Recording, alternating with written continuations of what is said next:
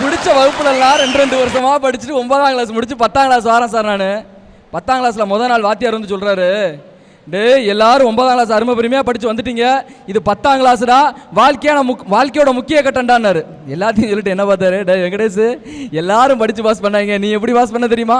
எல்லாம் பரிட்சை எழுதி தான். கிழிச்ச நாட்டில் ஒரு சட்டம் இருக்குடா, புதுசாக ஒரு முதலமைச்சர் பதவி எடுத்தாலோ இல்லை தலைவர்களோட பிறந்த நாளைக்கு ஆயுள் தண்டனை கைதியை ரிலீஸ் பண்ணுவாங்க.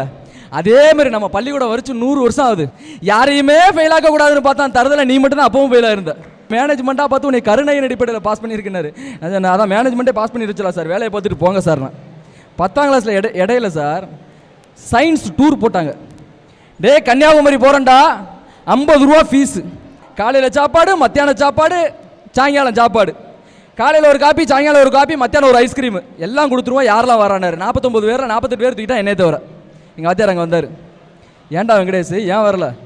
இல்லை சார் வரல. ஏன்டா காசு இல்லையா? அதெல்லாம் 50 ரூபாய்க்கு 100 ரூபாயே இருக்குது. அப்புறம் ஏன் வரல? கன்னியாகுமரி ஏற்கனவே பார்த்துட்டியா? இந்த ஊரை விட்டு எந்த ஊருக்கும் போனதில்லை. அப்புறம் ஏன்டா வரல? ஆமாம், இப்போ கன்னியாகுமரி கூட்டு போவீங்க, பிறகு 2 நாள் கழிச்சு கன்னியாகுமரி போனதை பற்றி 3 பக்கங்களுக்கு குறையாமல் கட்டுரை எழுதுன்னு என்கிட்டயே கேட்பீங்க. துட்டு கொடுத்து எவனாவது சூனியம் வச்சுக்கூடானா சார்னு. இப்படியெல்லாம் படித்த எனக்கு சார் 10ஆம் கிளாஸில் என்ன ஆசை தெரியுமா சார்? இந்த மாநிலத்திலேயே முதல் மாணவனை வரங்கிறதா சார் என்னுடைய ஆசை. பரீட்சை எழுதுனேன் சார். இந்த உலகமே வியந்த ஒரு நாள், இந்த உலகமே அதிர்ச்சிக்குள்ளான ஒரு நாள். 10ஆம் கிளாஸ் பரீட்சையில் 482 மார்க். 482 மார்க் எடுக்கணும்னு நினைச்ச எனக்கு கிடைச்சது நம்ம 182 மார்க் தான். அந்த 182 மார்க்கை வச்சுக்கிட்டு எங்க பள்ளிக்கூடத்துலையும் சீட்டு கொடுக்கல, வெளியில எந்த பள்ளிக்கூடத்துலையும் சீட்டு கொடுக்கல, துரத்தி அடிச்சுட்டாங்க. எங்கப்ப எனக்காக எருமையா தெரிஞ்சு உடம்ப வில்லாக்கி உழைப்ப அம்பாக்கி சேர்த்த பணத்தெல்லாம் ஏமால போட்டு என்னைய கொண்டு போய் சேர்த்தாரு ஐடிஐல போய் சேர்ந்தேன். முத மாதம் பரீட்சை வந்துச்சு. வாத்தியார் சொன்னார், நியூட்டன்ல நல்லா வரும்டா, நியூட்டன்ல பரீட்சைக்கு வரும்டா, நல்லா படிச்சுக்கன்னாரு. நானும் தலைகீழ நின்று படிச்சு பார்க்க, குப்பரை கடந்து படிச்சு பார்க்க, படிக்க முடியல. படிச்சு பார்த்தனா கிழிச்சுக்கிட்டு போயிட்டேன் பரீட்சைக்கு. பேப்பருக்கு அடியில் நியூட்டன்ல வச்சு எழுதிக்கிட்டு இருந்தேன். அங்கேருந்து வாத்தியார் வந்தார், என்னடா அது என்னாரு? இதான் சார் நியூட்டன்லான்னு. அது தெரியுதுடா, அதையும் உள்ளே கொண்டு வந்தார். அது தெரியலன்னா சார் உள்ளே கொண்டு வந்தேன், துரத்தி அடிச்சார் சார், வெளியே வந்தேன். இப்படிலாம் என்னை சேர்த்துட்டு எங்கள் அப்பா ஐடியில் சேர்க்க மதுரை போயிட்டார் சார். இவனை வச்சு ஒன்றும் பண்ண முடியாது. இவன் படிக்கிறத 10ஆம் கிளாஸ் வரைக்கும் பார்த்ததே பெரிய விஷயம், ஐடியில் பார்க்கறது கஷ்டமான விஷயம். மதுரைக்கு போயிட்டார்.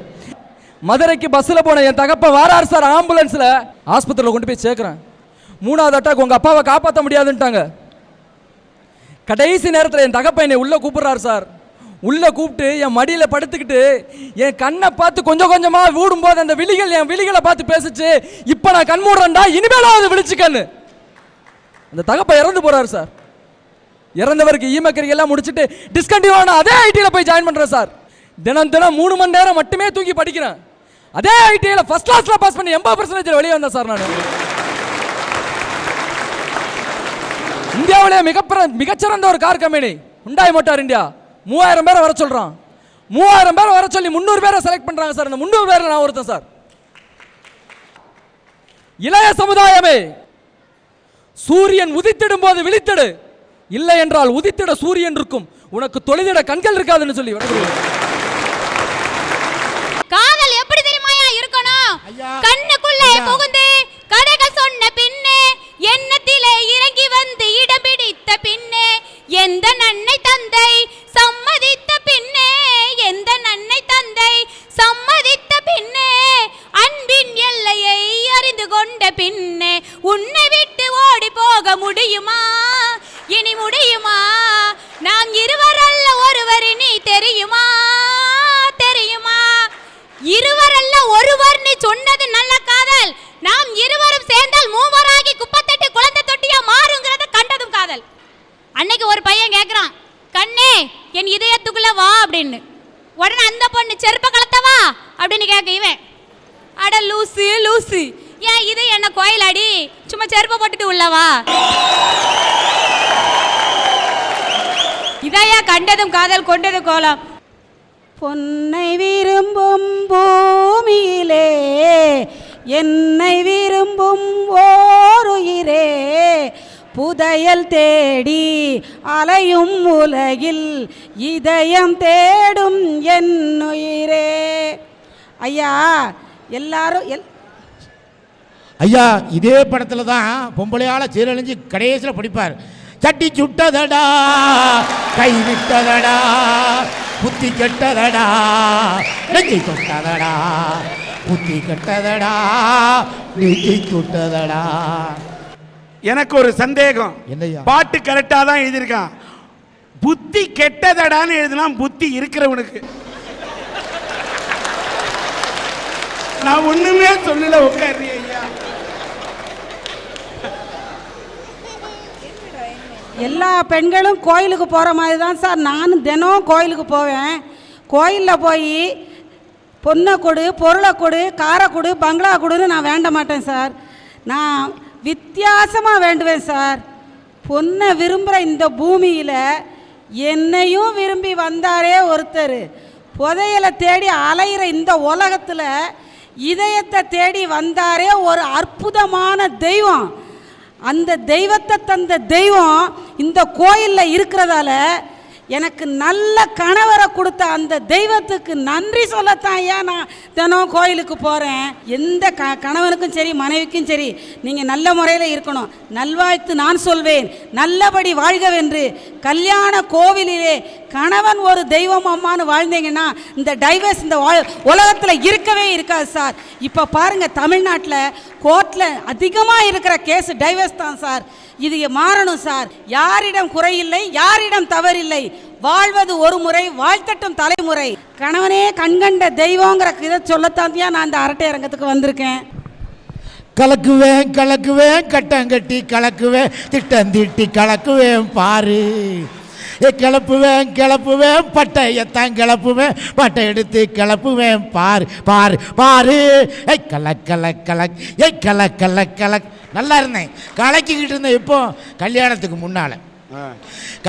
முன்னால் சூரக்கோட்டை சிங்கக்குட்டி மாதிரி இருந்தேன். கல்யாணம் முடிஞ்சது பாளையங்கோட்டை பன்னிக்குட்டியாக மாறிட்டேன். நாகர்கோயில் நாய்க்குட்டியாக மாறிட்டேன். அருப்புக்கோட்டை ஆட்டுக்குட்டியாக மாறி சுற்றிக்கிட்டு இருக்கேன். நல்லா கலக்கிக்கிட்டு இருந்தேன். எனக்கு புத்தி கெட்டு போச்சு. நேராக பஸ் ஸ்டாப்பில் போய் நிற்பேன். அவன் பொண்டாட்டியை ஸ்கூட்டரில் டர்ன்னு கூட்டி போய்கிட்டே வருவான். எனக்கு ஒரு ஆசை, நமக்கும் கல்யாணம் முடிஞ்சு நமக்கும் ஒரு பொண்டாட்டியை பின்னால் வச்சு டர்ன்னு கூட்டு போகணும்னு ஆசை. எனக்கும் கல்யாணம் நடந்துச்சு.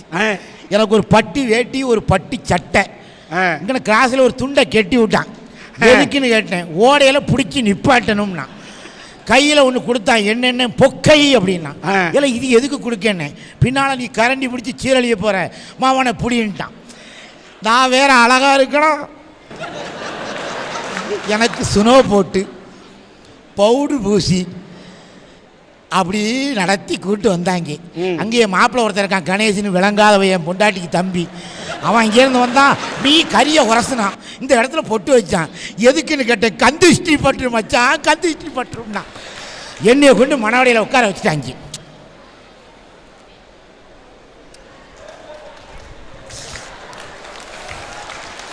வெக்கமா இருக்கிறேன், வெக்கமா இருக்கு.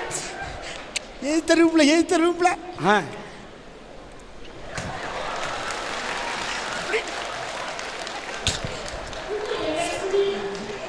அங்க மூத்தவன் உட்கார்ந்துருக்கான். மூத்தவனா என் பொண்டாட்டி. அவளுக்கு அங்கே ஸ்னோ போட்டு லிப்டிக்ஸ் எல்லாம் போட்டு மூதவிக்கு ஒரு மாலையும் போட்டு நடந்து வாரான். குனிஞ்சதெல்லாம் நிமிராம நடந்து வந்தா. குனிஞ்சதெல்லாம் நிமிராம வந்தா. எப்படி வந்தா தெரியுமா?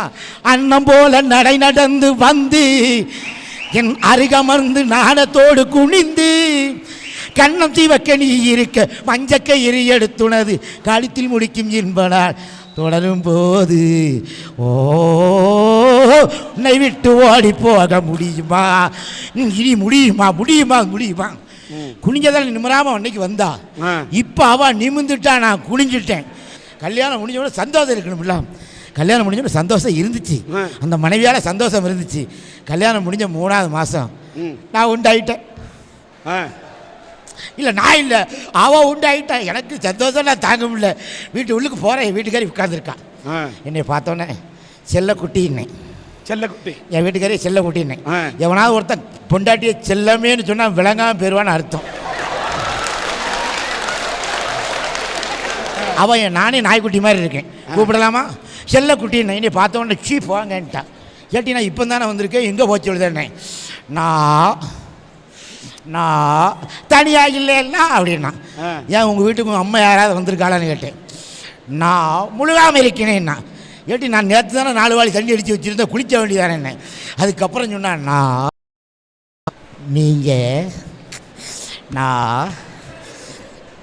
நீங்கள் சொல்லுண்ணே நான் 2 ஆளாக இருக்கேனேண்ணா. என்னிலேருந்து தண்ணி ஓட ஆரம்பிச்சேன்னு கேட்டேன். அதுக்கப்புறம் சொன்னேன்னா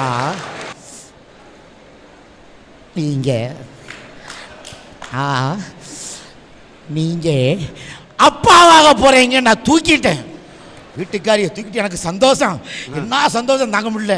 நேராக ஆஸ்பத்திரி கூட்டி போயிட்டேன். அந்த மனுஷனுக்கு சந்தோஷம் இருக்கும்ல. ஆஸ்பத்திரி கூட்டி போயிட்டேன். ஆஸ்பத்திரியில் டாக்டர் நானும் கிளாஸ்மேட்.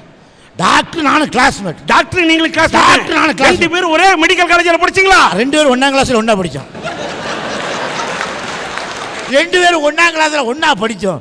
நேராக கூட்டி போயிட்டு டாக்டர் செக்கப்புக்கு என் வீட்டுக்காரி அனுப்பிட்டு ஏன்னா அங்கே உட்காரடானாரு. டாக்டர் மூக்கு ஒழுகுதுன்னு, அதை பற்றி கவலைப்படாத நான் பார்த்துக்கிட்டேன்னாரு. டாக்டர் மூக்கு ஒழுகுதுன்னு, அதை பற்றி கவலைப்படாத நான் பார்த்துக்கிட்டேன்னாரு. ஒழுகுனது உங்கள் மூக்கையா தொலைச்சி தொலையும். அந்த டாக்டர் சொன்னார் நீங்கள் அப்பாவாக போகிறீங்கன்னாரு. அது தெரிஞ்சுதான் நான் கூட்டு வந்திருக்கேன்னு.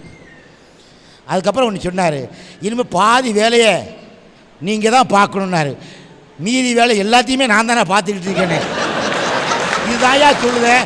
சில ஆட்களுக்கு மனைவி சொல் மந்திரம், எனக்கு மந்திரவாதியாக வச்சிருக்கீங்க. எங்கேயோ பிறந்து எப்படியோ வளர்ந்து நமக்கு ஒன்றுன்னா நம்ம கால் மாட்டில் உட்கார்ந்து அழுறா பாருங்க, அவதாயா மனைவி. அந்த மனைவி சொல்லுதாயா எனக்கு மந்திரம். இந்த மண்ணில் மனைவிக்குன்னு ஒரு கருத்து சொல்லுவாங்க, என்ன தெரியுமா? இந்த மண்ணுக்குன்னே சொந்தமான ஒரு கதை. நம்மெல்லாம் முத்து குளிச்சிருக்கோம்.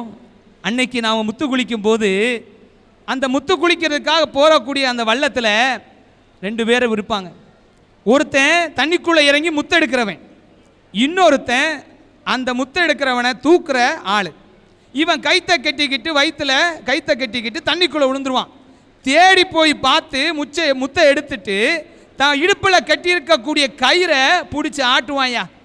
மேலே நிற்கிறவன் குறிப்பிட்ட அந்த நேரத்துக்குள்ளே கைத்தை பிடிச்சி மேலே இழுக்கணும், இல்லைன்னா அவன் உசுறு போயிடும். எங்கள் ஆளை பாருங்க, உறவுக்கும் பந்தத்துக்கும் எங்கே இடத்த வச்சான் பாருங்க. அந்த பிடிச்சிருக்கக்கூடிய கயிறு இருக்குல்ல ஐயா, அந்த கயிறை யார் கையில் தெரியுமா கொடுத்துருப்பான்? முத்த எடுக்கிறதுக்காக தண்ணிக்குள்ளே போனான் பாருங்க, அவனோட மனைவியினுடைய சகோதரன் கையில் கொடுத்துருப்பாயா.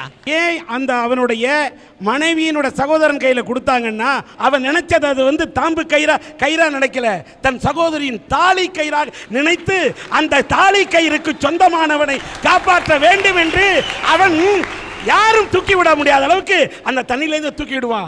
அங்கதான் என் மச்சான் பாசத்தையும் வந்த பாசத்தை வச்சான்னு இந்த தமிழன் அதற்குள்ளேயும் ஒரு உணர்வை வச்சான். அதாயா இந்த மனைவிங்கிற மந்திர சொல்லு.